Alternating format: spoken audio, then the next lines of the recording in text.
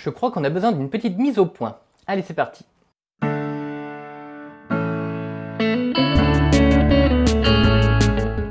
Bonjour à tous, c'est Guillaume, bienvenue sur Astronaut, ça me fait plaisir de vous retrouver enfin pour une nouvelle vidéo. Ça fait un moment que j'en avais pas fait, j'ai été assez débordé ces derniers temps. Donc aujourd'hui on va parler surtout de la mise au point, c'est quelque chose qui est très important en astrophotographie, c'est même quelque chose qui est essentiel, il faut bien savoir la faire et il faut la faire régulièrement pour pas avoir des petites surprises après au traitement. Alors avant de rentrer dans le vif du sujet, on va parler un petit peu de la théorie, des choses qui ne sont pas forcément à savoir et qu'en pratique on ne va pas forcément utiliser. C'est vraiment juste pour la culture générale. On va parler de ce qu'on appelle la CFZ, la Critical Focusing Zone.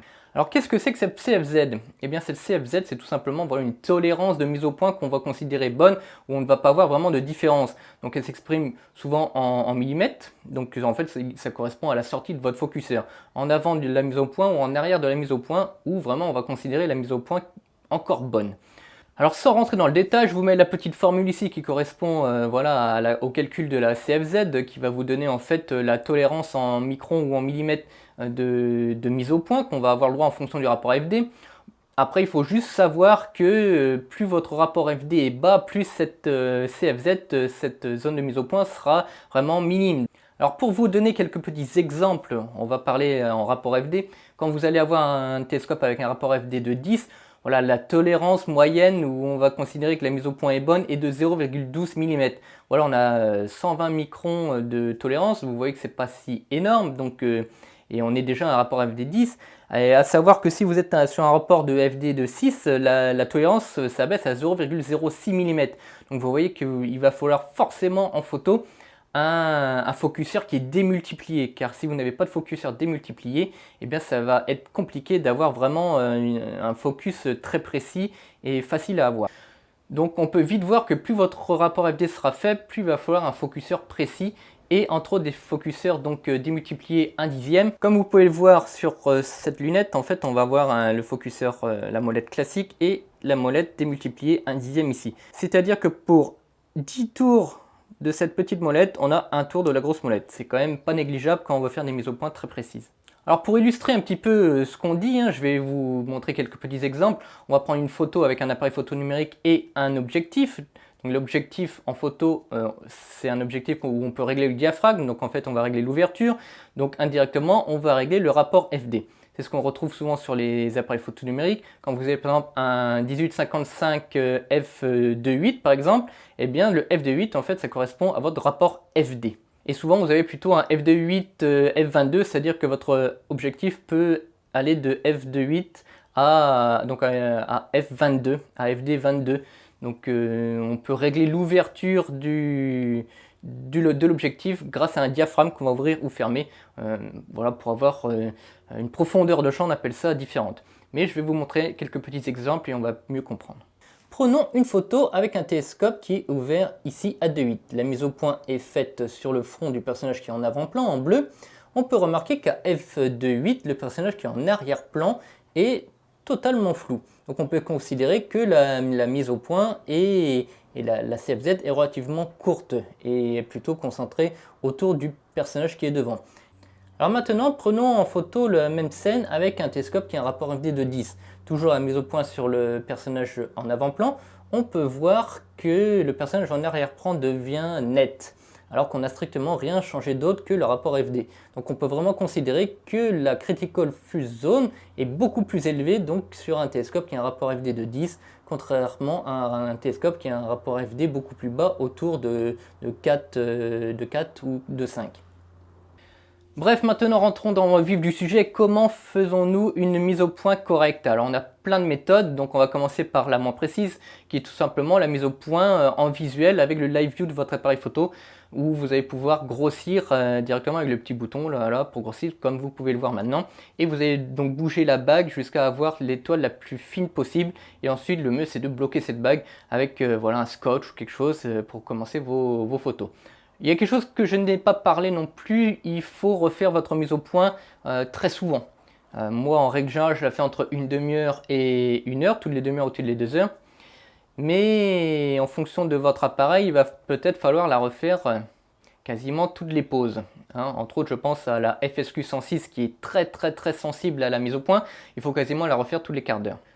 Donc cette première méthode n'est pas très précise, hein, c'est vraiment à votre juger, on n'a aucun paramètre qui va nous dire si on est bien, si on n'est pas bien, donc ce sera vraiment avec votre visuel, donc ce n'est pas quelque chose qui est ultra précis.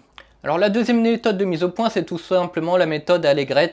Donc ça, là, ça s'adresse uniquement aux télescopes de type Newton qui ont donc une araignée devant, donc ce support de miroir secondaire qui est en croix sur le devant du télescope. Ça va faire de la diffraction de la lumière et vous allez avoir en fait sur les grosses étoiles brillantes des aigrettes, donc une croix. Et cette croix, quand votre focus n'est pas bien fait, quand vous êtes défocalisé, en fait, elle est dédoublée.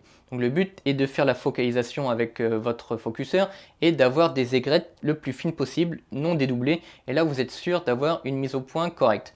Bien entendu, c'est encore au jugé. Bon, il y a beaucoup comme ça qui sont jugés.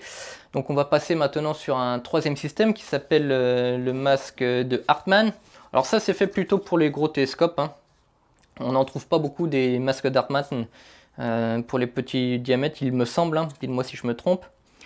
Donc ici, c'est un masque d'Hartmann pour le télescope C11 que j'ai. Personnellement, je ne l'ai jamais utilisé. Mais le principe est simple, vous allez mettre ça devant l'ouverture, vous allez pointer une étoile brillante, donc, et quand vous êtes défocalisé, vous allez avoir en fait vraiment la forme du masque de Hartmann avec trois ronds, voilà, et au centre. Et en fait, quand vous allez focaliser, les ronds vont se décaler vers le centre, tous en même temps. Et une fois que vous n'avez plus qu'une étoile le plus fin possible, la plus fine possible, eh bien vous êtes sûr d'avoir votre mise au point correcte. Un autre système que j'apprécie tout particulièrement, et pour moi c'est le meilleur système parce qu'on va le retrouver pour les objectifs d'appareil photo, les petites lunettes, les grosses lunettes, les gros télescopes, voilà, c'est vraiment quelque chose qu'on retrouve partout et c'est ce que je vous conseille à tous, surtout si vous êtes en nomade, que vous n'avez pas de système de mise au point automatique, et bien c'est le masque de Bahtinov. Voilà, je vous le conseille énormément. Alors le principe est simple, c'est un peu comme le masque d'Hartmann, vous allez le mettre devant l'ouverture. Vous allez pointer une étoile brillante. Je vous mets un petit exemple que j'ai fait l'autre soir en imageant. Alors qu'est-ce qui va se passer? Ce masque de Bahtinov, il va créer trois aigrettes. Donc trois aigrettes, une en croix et une aigrette toute seule qui va bouger en fonction de votre mise au point. Alors, vous allez voir que cette petite aigrette toute seule va se déplacer de droite à gauche et le but est de mettre cette aigrette pile au milieu des deux autres, comme vous pouvez le voir sur cet exemple. Et une fois que cette aigrette est bien placée au milieu des deux autres, eh bien vous avez une mise au point parfaite. C'est un système vraiment excellent, je pense qu'on ne peut pas faire sans. Même quand vous avez un focuseur électrique, ça vous permet de vérifier qu'il marche bien, parce que c'est le seul moyen visuel vraiment d'être certain que votre mise au point est bonne. Alors un autre moyen de vérifier votre mise au point, c'est la méthode de la FWHM. Je ne vais pas rentrer dans le détail de comment on fait cette méthode. En fait, ça nous permet c'est logiciel. C'est avec un logiciel qui va nous donner en fait une valeur qui correspond à la finesse de l'étoile. Donc en fait, on va faire la mise au point, on va vérifier si une étoile est toujours la même, sa finesse. Et au moment où cette FWHM est la plus basse possible, eh bien en fait ça veut dire que votre mise au point est bonne à cet endroit-là. Alors c'est un peu le principe de la mise au point automatique en fait quand vous avez utilisé un focuseur électrique comme celui-ci et le logiciel. Donc le logiciel lui il va le faire automatiquement alors que là le principe était que vous le fassiez en manuel et vérifier à chaque fois sur une étoile. En fait lui le logiciel il va commander le focuseur grâce à un petit boîtier électrique comme ça, un petit moteur, et il va décaler la mise au point. Et il va aller de plus en plus vers la bonne mise au point et après se décaler au maximum. Donc il va faire en fait une courbe en V comme vous pouvez le voir dans cet exemple. Et bien la mise au point après est calculée au point le plus bas et il va remettre ensuite la position du focuseur à la position qu'il a calculée grâce au robot focus. Alors ça c'est quand le mieux c'est quand vous avez un observatoire à la maison ou alors quand vous faites de l'observation à la maison parce que c'est un peu plus lourd. Moi je l'ai beaucoup fait en nomade quand même, hein. Ça ne veut pas dire qu'on ne peut pas le faire en nomade, mais bon, il faut avoir une grosse batterie pour alimenter tout ça, hein, parce que quand on commence à devoir alimenter un ordinateur, un focuseur, la monture, les caméras, enfin bref, tout ça, ça pompe quand même beaucoup de jus. Ce n'est pas infaisable, hein. Moi je l'ai fait beaucoup pendant longtemps, donc avec une grosse batterie de camion, je me souviens, je devais la porter, c'est au moins 20 kg. Ça marchait bien, mais quand vous avez la chance d'avoir un jardin où vous pouvez faire de l'imagerie comme ça, c'est quand même super bien parce qu'au final vous pouvez tout commander de la maison par exemple et tout va se faire automatiquement et c'est quand même, ça fait du bien au final parfois d'aller dormir. Alors pour revenir un petit peu au masque de Bahtinov, hein, comme je vous l'ai dit, moi je passe pas outre, j'en ai deux. Ici c'est pour ma petite 61 DPH et pour l'objectif photo. Et ici, c'est pour le Newton de 200. Donc après, vous en avez encore des bien plus gros, hein. Mais c'est la meilleure chose à faire si vous avez des gros doutes. Eh bien, achetez un masque de Nabatianov. Ça coûte pas cher. Vous pouvez même le fabriquer vous-même, hein. Vous le découpez ou vous le faites imprimer en 3D. Et puis c'est parti, quoi, hein.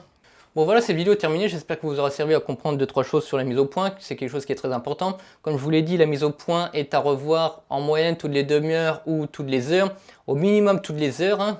Pourquoi? Parce que vous allez avoir une différence de température dans la soirée qui va faire que votre télescope va se dilater. Et d'autant plus que s'il est tout en métal, la dilatation du métal est assez élevée. Et comme je vous l'ai dit, hein, quand vous avez une mise au point qui est précise, qui est sensible à 0,04 ou 0,02 mm, la moindre différence de température vous met la mise au point complètement dans les choux.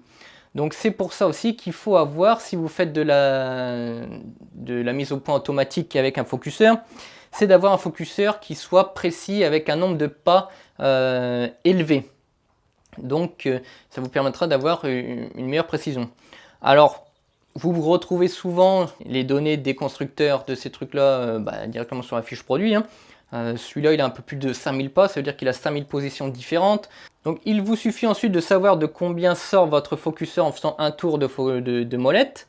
Et ensuite, vous divisez donc cette sortie, par exemple là j'ai 1,3 cm je crois pour un tour de molette, par le nombre de pas qui est de 5000 par exemple, et vous obtenez la précision de votre focuseur, de votre système de focalisation automatique, pardon.